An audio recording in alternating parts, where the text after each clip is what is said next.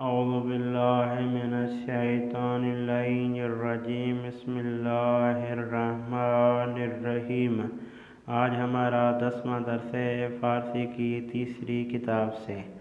آج کے درس کا عنوان ہے چوپان دروغگو۔ چوپان کہتے ہیں چرواہے کو، دروغگو یعنی جھوٹ کہنے والا، جھوٹا چرواہا۔ تھوڑا سا خلاصہ میں آپ دوستوں کے لیے بیان کر دوں شروع میں، تاکہ آپ کو فارسی سمجھنے میں آسانی ہو۔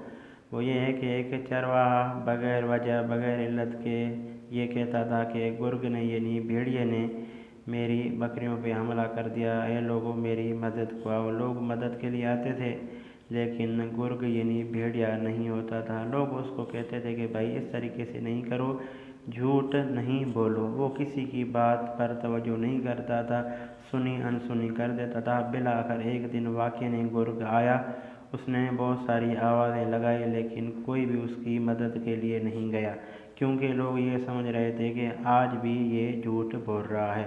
باقی درس میں کیا ہے وہ پڑھتے ہیں، لفظ بائی لفظ ترجمہ کرتے ہیں۔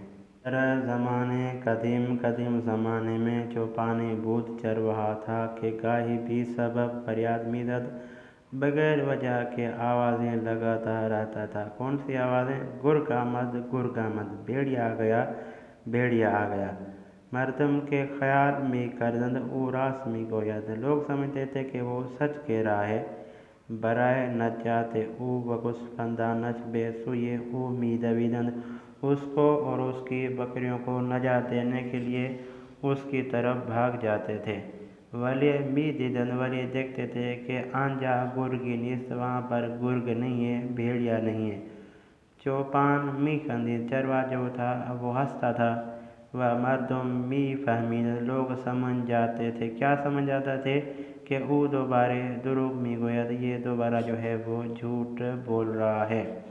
دوستانش اورا نصیحت می کرند، اس کے دوست اس کو نصیحت کرتے تھے۔ کون سی؟ کہ دروغ نہ گو، جھوٹ نہیں بولیے۔ با دروغ ہایت مردم را آزار نہ دے، اپنے جھوٹ سے لوگوں کو تکلیف نہ دو۔ اما او گوش نمی داد، لیکن وہ توجہ نہیں کرتا تھا۔ گوش نمی داد یعنی گوش نہیں دیتا تھا، یعنی نہیں سنتا تھا۔ گوش نمی داد یعنی نہیں سنتا تھا۔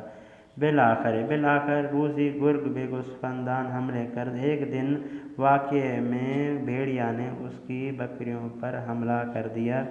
چوپان بے این طرف و آن طرف می دوید، چوپان یعنی چرواہا اس طرف بھاگ رہا تھا۔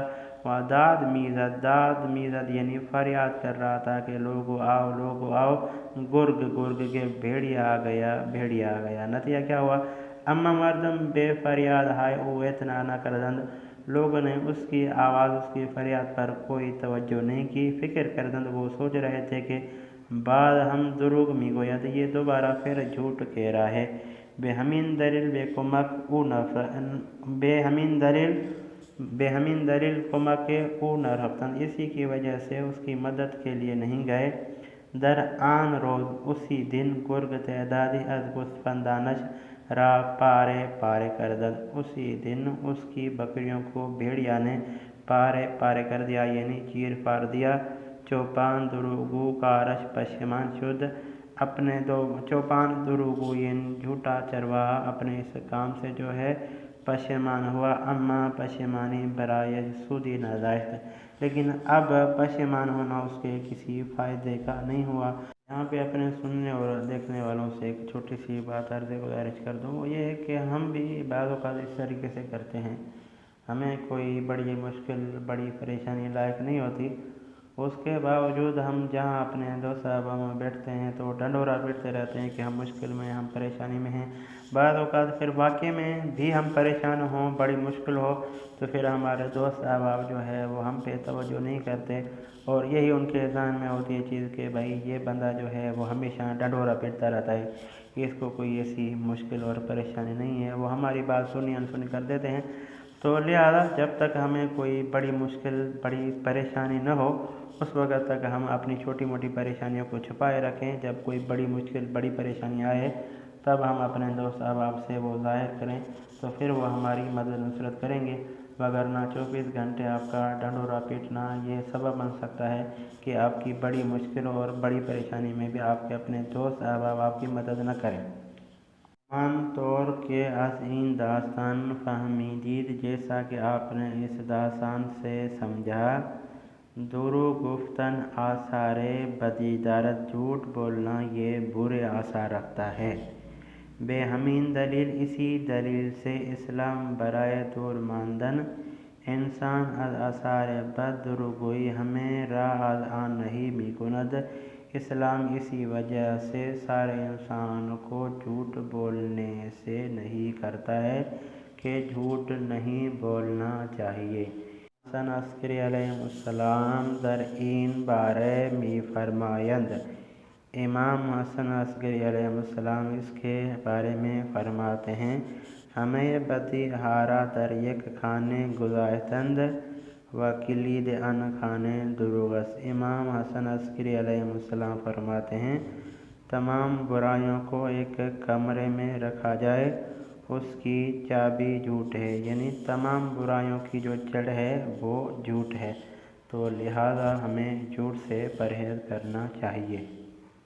चलते हैं दर्स के सवालों की तरफ। 5 सवाल हैं। पहला सवाल है, चेहरा दोस्तान चौपान पूरा नसीहत मी करदंद, क्यों चौपान के दोस्त उसको नसीहत करते थे?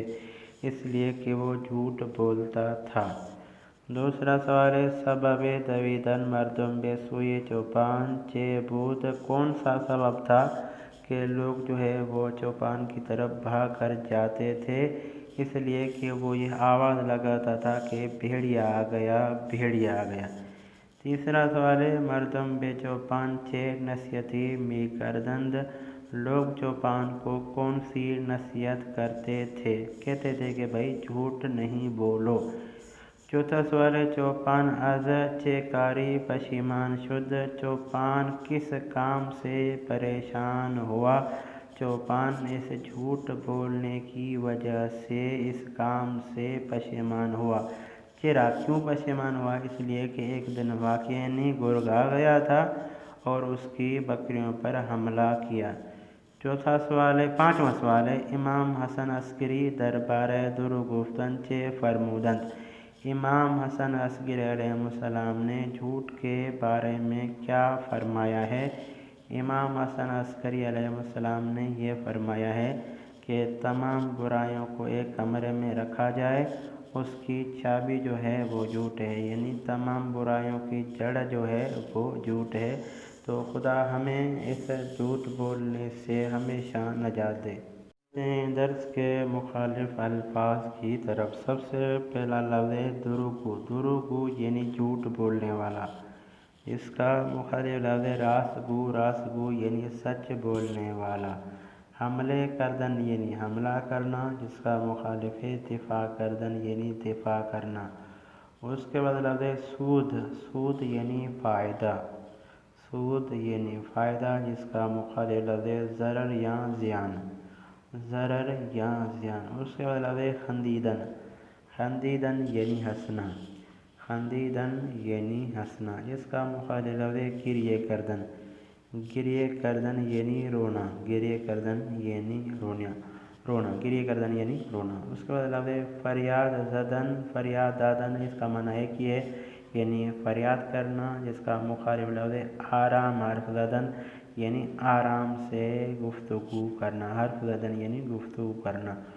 उसके बाद लफ्ज़ है एतना करदन। एतना करना यानी परवाह करना। एतना करना यानी परवाह करना, जिसका मुखालिफ लफ्ज़ है बेइतनाई, बेतवज्जोही करदन। बेतवज्जोही, बेइतनाई, ये उर्दू फ़ारसी एक है। उसके बाद लफ्ज़ है दुरुगुफ्तन। दुरुगुफ्तन लफ्ज़ है दुरुगुफ्तन। दुरुगुफ्तन यानी झूठ कहना, जिसका मुखालिफ लफ्ज़ है रास गुफ्तन यानी सच कहना।